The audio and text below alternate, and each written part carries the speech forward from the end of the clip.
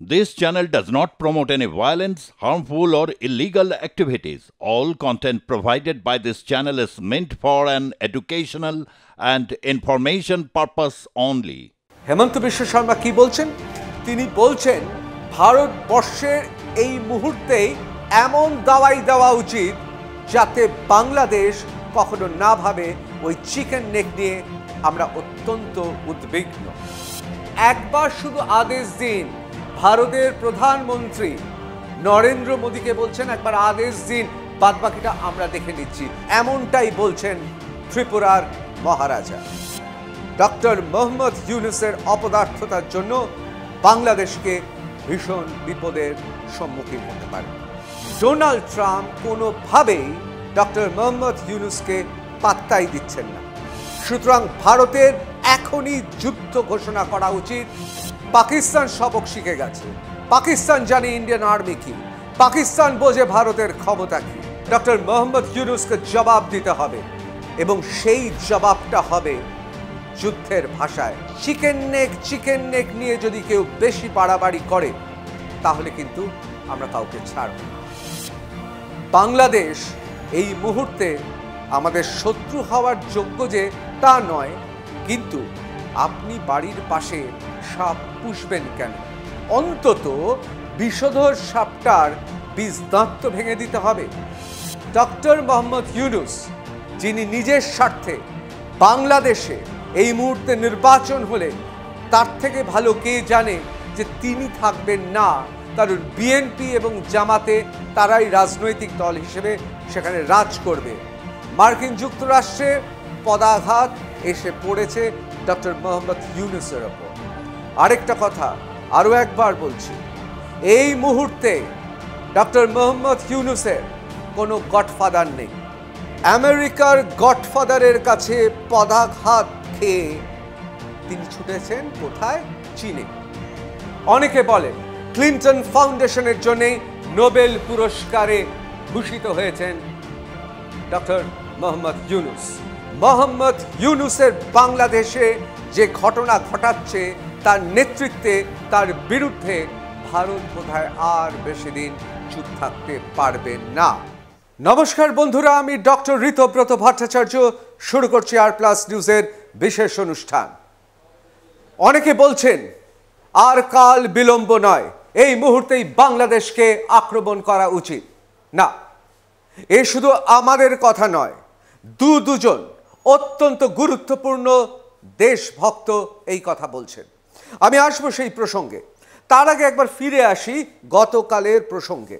গত এপিসোডে আমরা আপনাদের দেখিয়েছিলাম যে মোহাম্মদ ইউনূস অর্থাৎ ডক্টর মোহাম্মদ ইউনূস বাংলাদেশ থেকে তিনি বিশেষ দিনে, তাদের দেশের বিশেষ দিনে তিনি ছুটে গিয়েছিলেন আহম্মক সেলসম্যানের মতো চীনের কাছে, এবং তিনি সেখানে কি মন্তব্য করেছিলেন সেটা আপনাদের সবার মনে আছে। তিনি বলেছিলেন 7 states of India are landlocked, অর্থাৎ ভারতবর্ষের 7টি উত্তর পূর্ব ভারতের রাজ্য আসলে স্থল দিয়ে ঘেরা, সেখানে সমুদ্র নেই। এবং এই কথা বলে ইউনূস চীনকে এইভাবে প্রলুব্ধ করার চেষ্টা করেছিলেন যে এসো আমাদের সঙ্গে ব্যবসা করো, সাগরের একমাত্র অভিভাবক আমরাই, তারাই নাকি সমুদ্রের অভিভাবক। ভূগোল সম্পর্কে জ্ঞান নিশ্চয়ই তার আছে, কিন্তু এই মিথ্যাচারের পেছনে কেন, কি উদ্দেশ্যে মিথ্যাচার করেছেন তা সবাই জানে। আমি সে প্রসঙ্গে আসবো, সে প্রসঙ্গে আবার আসতে হবে, কিন্তু তার আগে আমি বললাম দুজন অত্যন্ত গুরুত্বপূর্ণ দেশভক্ত কি কথা বলেছেন। আর কাল বিলম্ব না করে আক্রমণ করা উচিত বাংলাদেশকে। কেন বলেছেন, এ দুজন কারা একবার দেখে নেব। প্রথমে আমি চলে যাব হেমন্ত বিশ্ব শর্মার ব্যাপারে। হেমন্ত বিশ্ব শর্মা শুধুমাত্র অসমের মুখ্যমন্ত্রী নয়, তিনি গোটা উত্তর পূর্ব ভারতের অন্যতম অত্যন্ত গুরুত্বপূর্ণ রাজনৈতিক ব্যক্তিত্ব। অনেকে বলেন উত্তর পূর্ব ভারতে তিনি সর্বশক্তিমান। মাননীয় আসামের মুখ্যমন্ত্রী তিনি কি বলছেন? তিনি পরিষ্কার বলছেন, the statement made by Muhammad Yunus of Bangladesh, so-called interim government, referring to the seven sister states of northeast India as landlocked and positioning Bangladesh as their guardian of ocean access is offensive and strongly condemnable. সত্যি তো, যে কথা, যে মিথ্যাচার তিনি করেছেন তা সহ্য করা যায়। এবং তিনি আরও লিখছেন, এই যে মন্তব্য ডক্টর মোহাম্মদ ইউনুসের, এই মন্তব্যের পেছনে আসলে কি রয়েছে? আসলে যেটা রয়েছে, 22 কিলোমিটার দীর্ঘ আমাদের যে চিকেন নেক আছে, সেই চিকেন নেক সম্পর্কে তাদের ধারণা আমরা বোধহয় খুব ভীত। অর্থাৎ ভারত নাকি সবসময় ভয় সন্ত্রস্ত হয়ে থাকে ওই চিকেন নেকের জন্য। আর সেই জন্যে হেমন্ত বিশ্ব শর্মা কি বলছেন? তিনি বলছেন ভারতবর্ষের এই মুহূর্তেই এমন দাওয়াই দেওয়া উচিত যাতে বাংলাদেশ কখনো না ভাবে ওই চিকেন নেক নিয়ে আমরা অত্যন্ত উদ্বিগ্ন। হেমন্ত বিশ্ব শর্মা অর্থাৎ অসমের মাননীয় মুখ্যমন্ত্রী কেন এই কথা বলছেন? এ কথা তো বলবেন, তার কারণ আপনারা সবাই জানেন যে এই চিকেন নেক নিয়ে এমন একটা ধারণা সৃষ্টি করা হচ্ছে ভারত যেন খুব উদ্বিগ্ন। এই হচ্ছে আমাদের মানচিত্র, এই হচ্ছে বাংলাদেশ। চিকেন নেকের কথা, যে কথা বারবার বলছে, এই চিকেন নেক নিয়ে ভারত যেন খুব উদ্বিগ্ন। সত্যি কি তাই? হেমন্ত বিশ্ব শর্মা খুব পরিষ্কারভাবে বলছেন আর কাল বিলম্ব নয়। আরও একজন ব্যক্তি তিনি একই কথা বলছেন, যিনি উত্তর পূর্ব ভারতের অত্যন্ত ক্ষমতাবান এবং খুব গুরুত্বপূর্ণ রাজনৈতিক ব্যক্তি। যার কথা বলছিলাম তিনি তিপ্রা মোথা, অর্থাৎ আপনারা সবাই জানেন গত বিধানসভা নির্বাচনে গোটা ত্রিপুরার নতুন শক্তি মহারাজা প্রদ্যুৎ কিশোর মাণিক্য দেববর্মা, অত্যন্ত গুরুত্বপূর্ণ রাজনৈতিক ব্যক্তিত্ব। তার কারণ তিনি শুধু একটি রাজনৈতিক দলের নেতা নন, তিনি ত্রিপুরার রাজা। হ্যাঁ, মানছি এখন রাজত্ব নেই, কিন্তু রাজা সেই সম্মান রয়েছে। শুধুমাত্র ত্রিপুরায় নয়, গোটা উত্তর পূর্ব ভারতে তিনি একটি বিশেষ স্থান অধিকার করে চলেন। এমনকি বাংলাদেশের চিটাগং থেকে শুরু করে বিভিন্ন জায়গায় মানুষ তাকে এখনো মানেন। সে প্রসঙ্গে আসবো, কিন্তু একবার দেখে নেব তিনি কি বলছেন। তিনি বলছেন, don't take his threat lightly, অর্থাৎ ডক্টর মোহাম্মদ ইউনুস যে হুমকি দিচ্ছেন তাকে হালকাভাবে নেওয়ার কিছু নেই। তিনি বলছেন হ্যাভ টু রিয়্যাক্ট, আমাদের প্রতিক্রিয়া জানাতে হবে। আমার নিউটন সাহেবের একেবারে তৃতীয় সূত্রের কথা মনে পড়ে যাচ্ছে, অর্থাৎ যা বলেছেন তাকে কোনোভাবেই হালকাভাবে নেওয়া যাবে না, বরং ডক্টর মোহাম্মদ ইউনুসকে জবাব দিতে হবে, এবং সেই জবাবটা হবে যুদ্ধের ভাষায়। এমনটাই বলছেন ত্রিপুরার মহারাজা। হ্যাঁ, যে গুরুত্বপূর্ণ ব্যক্তির কথা বলছেন তিনি আর কেউ নন, তিনি প্রদ্যুৎ কিশোর মাণিক্য দেববর্মা। তিনি কে? তিপ্রা মোথা। আপনারা জানেন ত্রিপুরা বিধানসভায় নব উত্থিত শক্তি রাজনৈতিক দলের তিনি সুপ্রিমো। তিনি শুধু নিছক বিধায়ক বা তিপ্রা মোথার সুপ্রিমো নন, তিনি ত্রিপুরার রাজা। মানছি রাজত্ব নেই, কিন্তু এখনো ত্রিপুরার রাজাকে গোটা ভারত মানে। বিভিন্ন রাজ পরিবারের মধ্যে, অর্থাৎ ভারতবর্ষে যে বিভিন্ন রাজ পরিবার আছে সেখানে ত্রিপুরার রাজার একটা আলাদা সম্মান আছে। শুনলে অবাক হয়ে যাবেন, আন্তর্জাতিক মহলেও তাদের যথেষ্ট নাম ডাক আছে। এমনকি বাংলাদেশে বিভিন্ন জায়গায় তিনি এখনো পর্যন্ত রাজা হিসেবে বিবেচিত হন। মানছি তারা বাংলাদেশের নাগরিক, কিন্তু শ্রদ্ধা করেন ত্রিপুরার রাজাকে। এই ত্রিপুরার রাজা কি বলছেন? তিনি বলছেন don't take his threat lightly. কার থ্রেটের কথা বলছেন? কার হুমকির কথা বলছেন? ডক্টর মোহাম্মদ ইউনুস বারবার chicken neck chicken neck chicken neck করে যাচ্ছেন, তার কথা বলছেন। এবং তার সঙ্গে সঙ্গে তিনি পরিষ্কার বলছেন have to react. Have to react মানে কি? মানে কি? এই মহারাজা অর্থাৎ ত্রিপুরার রাজা এমএলএ তার এই কথা বলার মানে কি?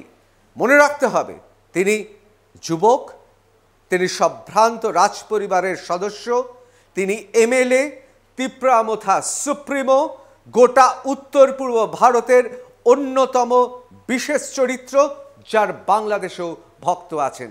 তিনি বলছেন এবং বিদেশে বিশ্ববিদ্যালয়ে পড়াশোনা করে এসেছেন, এখনও নিয়মিত তিনি পড়াশোনা করেন। আমি যখন ত্রিপুরাতে গিয়েছিলাম, সত্যি তার ব্যবহারে এবং তার কথাবার্তা শুনে আমার মনে হয়েছে তিনি শুধুমাত্র রাজবংশের বংশধর নন, একজন সুশিক্ষিত সভ্য মানুষ। তিনি এই কথা বলছেন। কেন হিমন্ত বিশ্ব শর্মা এবং ত্রিপুরার রাজা একইভাবে কথা বলছেন বলবেন তো বটেই। আসাম হচ্ছে গোটা নর্থ ইস্ট ইন্ডিয়ার গেটওয়ে, অর্থাৎ প্রবেশদ্বার। যে কোনো কিছু করতে যান, আপনি শিলংয়ে যান, মেঘালয়তে যান, আপনি ট্রেনে করে যান, সড়ক পথে যান, আপনাকে অসম ছুঁয়ে যেতেই হবে। সুতরাং অসমের মাননীয় মুখ্যমন্ত্রী হেমন্ত বিশ্ব শর্মা তিনি পরিষ্কার বলছেন আর ভরসা করা যাচ্ছে না, এবার কিছু একটা কথা বলতে হবে। একই কথার প্রতিধ্বনি শোনা যাচ্ছে ত্রিপুরার রাজা, বিধায়ক, তিপ্রমথার সুপ্রিমো মহারাজার কণ্ঠে। তার কারণটা হচ্ছে এখন যোগ্য সময়।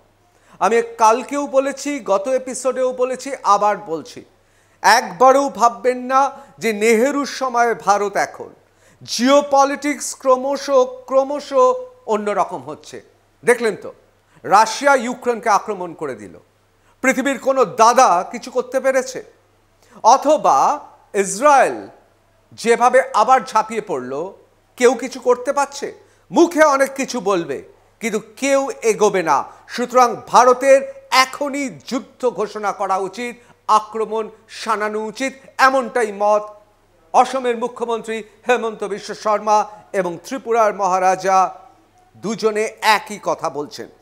আমি এবার ফিরে আসব যে কেন এত কিছু কথা বলা হচ্ছে। অনেকে বলছেন যে বারবার আক্রমণ করার কথা কেন ভারতবর্ষের মিডিয়াতে প্রচার হচ্ছে, কেন বারবার বলা হচ্ছে।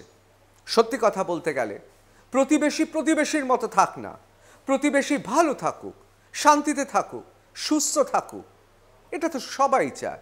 পৃথিবীর কোনো মানুষ চাইবে? যদি উন্মাদ না হয়, মৌলবাদী যদি না হয়, পৃথিবীর কোনো মানুষ চাইবে যে অন্য দেশ খারাপ থাকুক, প্রতিবেশী দেশ খারাপ থাকুক? কিন্তু মনে রাখতে হবে, বাংলাদেশ নয়, মোহাম্মদ ইউনূসের বাংলাদেশে যে ঘটনা ঘটাচ্ছে তার নেতৃত্বে, তার বিরুদ্ধে ভারত বোধহয় আর বেশি দিন চুপ থাকতে পারবে না। আপনাদের জানিয়ে রাখি, ডক্টর মোহাম্মদ ইউনূসের ব্যাপারে আমাকে আবার একটু বলতে হবে। অনেকে ভাবছেন খামোকা কেন আমরা বাংলাদেশকে আক্রমণ করব? বাংলাদেশ আমাদের কোন ধানে, পাকা ধানে মই দিয়েছে? আসলে বাংলাদেশ দেয়নি, ক্ষমতা লোভী ডক্টর মোহাম্মদ ইউনূস দিয়েছেন। আসলে তিনি সেখানকার জনগণের সঙ্গে বিশ্বাসঘাতকতা করছেন। তিনি আসলে ইতিহাসে পরিচিত থাকবেন বিশ্বাসঘাতক হিসেবে। কিন্তু এই বিশ্বাসঘাতকতা করার সাহস তিনি কি করে পেলেন, সে বিষয়ে একটু আপনাদের বলতেই হবে। এই ছবিটা দেখেছেন, বাইডেন? আসলে বাইডেন নয়, আসল ব্যাপার হচ্ছেন ক্লিন্টন এবং ক্লিন্টনের পরিবার। অনেকে বলেন ক্লিন্টন ফাউন্ডেশনের জন্যই নোবেল পুরস্কারে ভূষিত হয়েছেন ডক্টর মোহাম্মদ ইউনূস। আসলে যা হয় বুঝতে পারছেন, যারা খুব শক্তিশালী হয় তারা চায় সব জায়গায় তাদের চাকর বাকররা থাকবে। আর বাংলাদেশে তাদের চাকর বাকর হিসেবে ডক্টর মোহাম্মদ ইউনূসকে এবং তার প্রোফাইলকে তিনি গড়ে তুলেছিলেন। ক্লিন্টন ফাউন্ডেশনের লাভ ছিল এতে। ক্লিন্টন পরবর্তীকালে আমরা জানি, যখন তার স্ত্রী নির্বাচনে দাঁড়িয়েছিলেন, হিলারি ক্লিন্টনের সময়ও আর্থিক সাহায্য করেছেন। পরে জো বাইডেন তিনি কি বুঝিয়েছিলেন? দেশের লোকেদের বুঝিয়েছিলেন, আমাকে তোমরা ওই মসনদে নিয়ে এসো, আমি ওই মসনদে যদি বসি তাহলে মার্কিন যুক্তরাষ্ট্র আমার সঙ্গে থাকবে, টাকা দেবে, বাণিজ্য আসবে, আমি সবার সব সমস্যা মিটিয়ে দেব।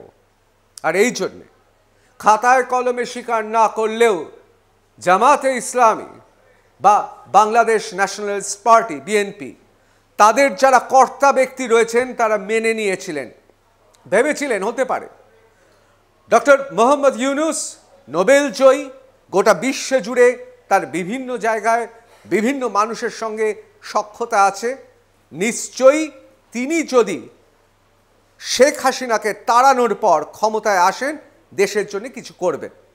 কিন্তু কি হলো? ভুল ঘোড়াতে বাজি, আর তাতেই কুপোকাত চলে এলেন ডোনাল্ড ট্রাম্প।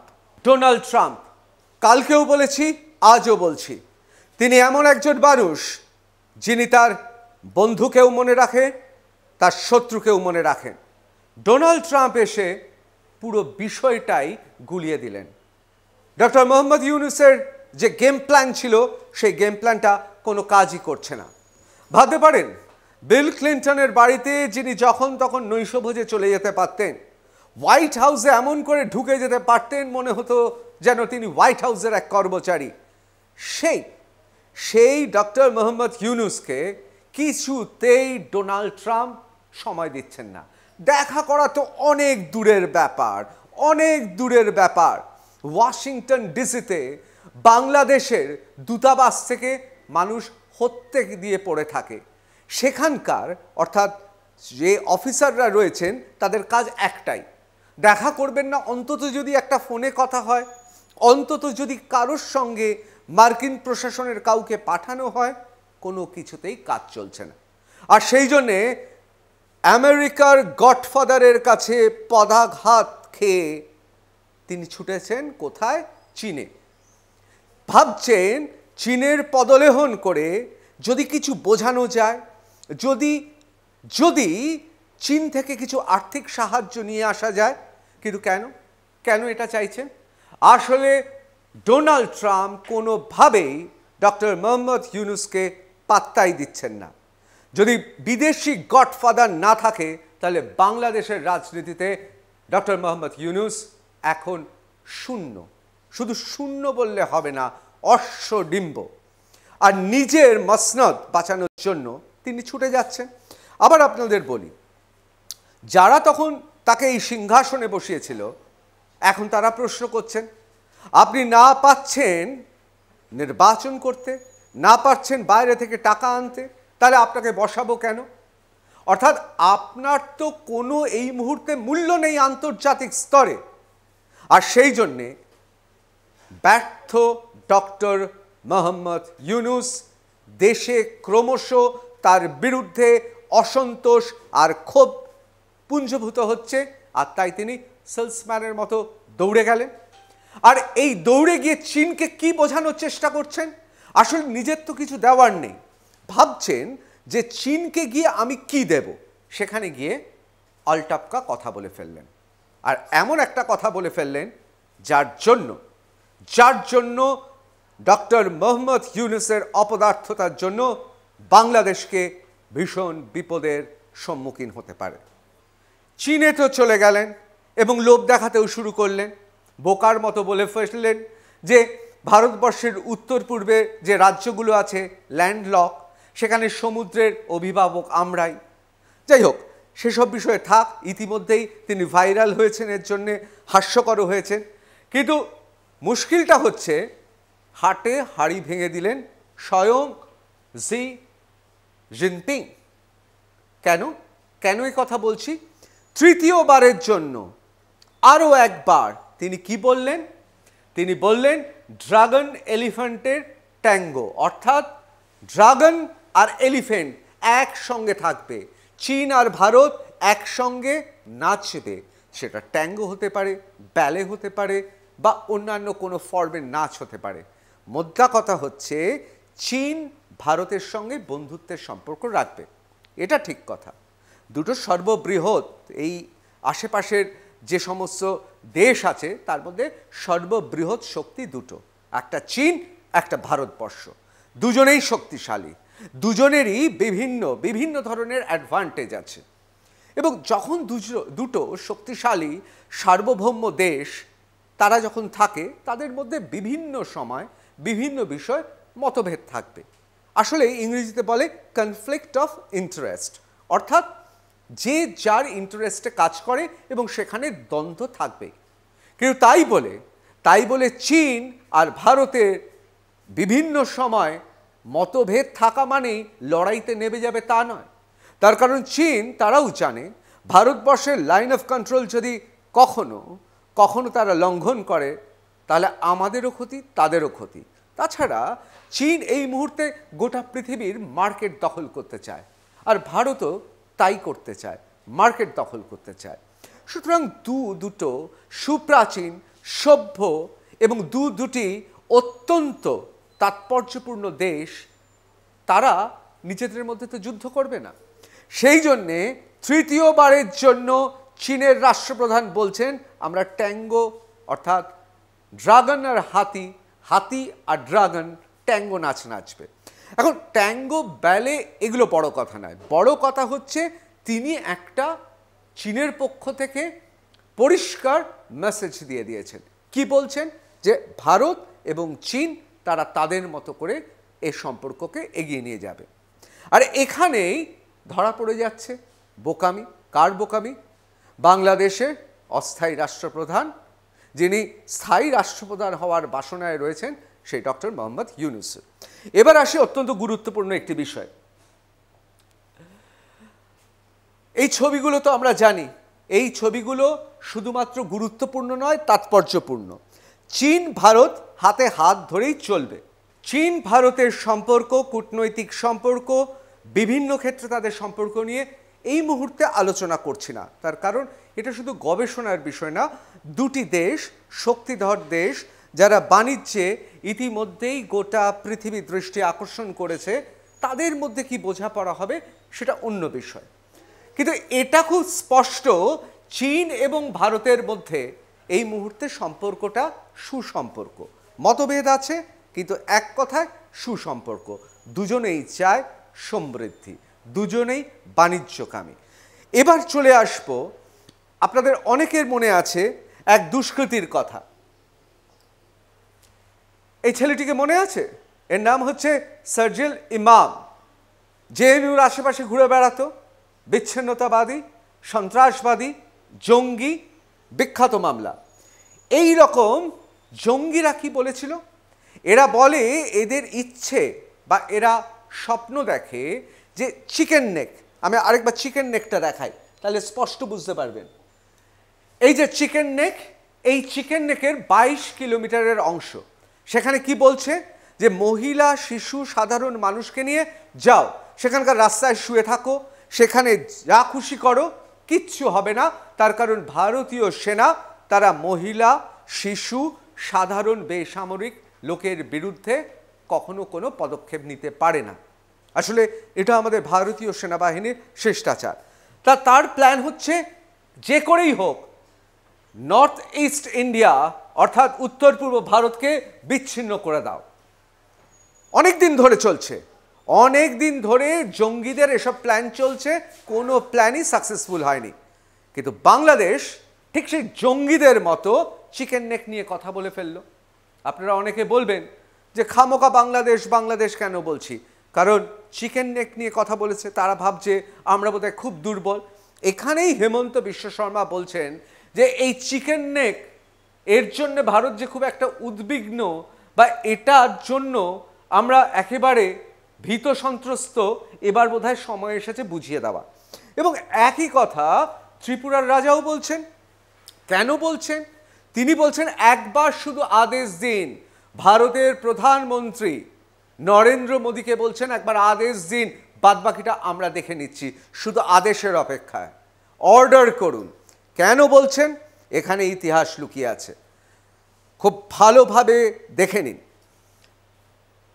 আমি আগেই আপনাদের বলেছি যে ত্রিপুরার রাজা হলেও এই রাজ পরিবার, তাদের ভক্তরা রয়েছে চট্টগ্রাম থেকে কক্সবাজার পর্যন্ত। স্বাভাবিক, তার কারণ ত্রিপুরার ইতিহাস যদি দেখেন, বাংলাদেশের এই অংশের সঙ্গে অবিচ্ছেদ্য অংশ ছিল এক সময়। এবং মনে রাখতে হবে, এরা পূর্ব পাকিস্তানেও যেতে চায়নি। একটা সময় চিটাগাং থেকে শুরু করে বিস্তীর্ণ অংশের মানুষ তারা ভারত থেকে ভাগ হতে চায়নি। তারা পূর্ব পাকিস্তানে যেতে চায়নি। পরবর্তীকালে আমরা জানি যে তারা পূর্ব পাকিস্তান এবং পরবর্তীকালে ৭১-এর পর তারা চলে এসেছে একেবারে বাংলাদেশে। কিন্তু এই চিটাগংয়ে তার লোক রয়েছে, এ বিষয়ে কোনো সন্দেহ নেই। এবং ১৯৭১ সালে যে ঘটনাগুলো ঘটেছে সেগুলো মনে রাখতে হবে, আমরা অনেকেই ভুলে গেছি।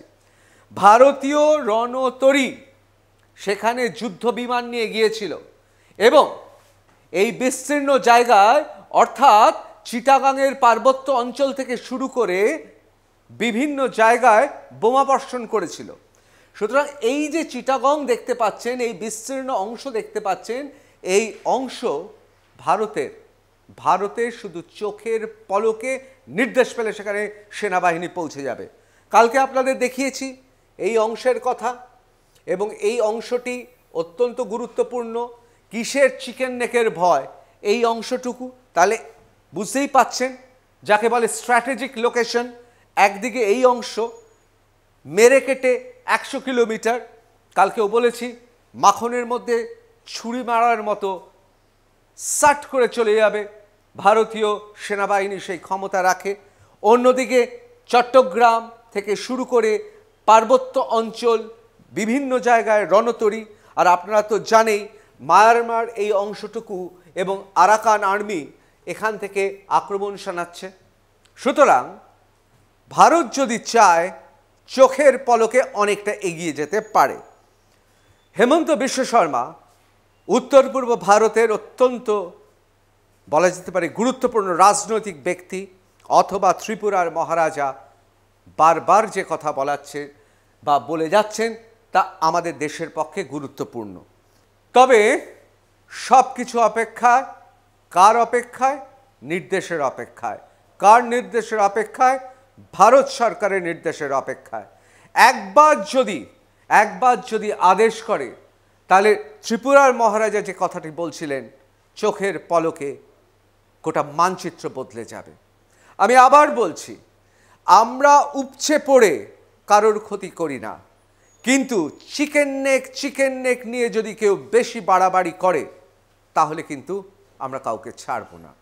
আরেকটা কথা আরও একবার বলছি, এই মুহূর্তে ডক্টর মোহাম্মদ ইউনূসের কোনো গডফাদার নেই। মার্কিন যুক্তরাষ্ট্রের গডফাদাররা ক্ষমতাচ্যুত। মার্কিন যুক্তরাষ্ট্রের পদাঘাত এসে পড়েছে ডক্টর মোহাম্মদ ইউনূসের ওপর। চীন সেভাবে পাত্তা দেবে না। অর্থাৎ ডক্টর মোহাম্মদ ইউনূস, যিনি নিজের স্বার্থে বাংলাদেশে এই মুহূর্তে নির্বাচন হলে তার থেকে ভালো কে জানে যে তিনি থাকবেন না, কারণ বিএনপি এবং জামাতে তারাই রাজনৈতিক দল হিসেবে সেখানে রাজ করবে এবং সেখানে তিনি ঠুনকো হয়ে যাবেন। আর নিজের ক্ষমতা কায়েম করতে তিনি একটা ষড়যন্ত্রের ফাঁদ ফেতেছেন। বাংলাদেশকে তিনি বোঝাতে চাইছেন যে তিনি কত বড় রাষ্ট্রনায়ক, বিশ্বজুড়ে তার পরিচয়। আর সেই কথা বলতে গিয়ে তিনি ভারতকে খেপিয়েছেন অত্যন্ত সুচিন্তিতভাবে।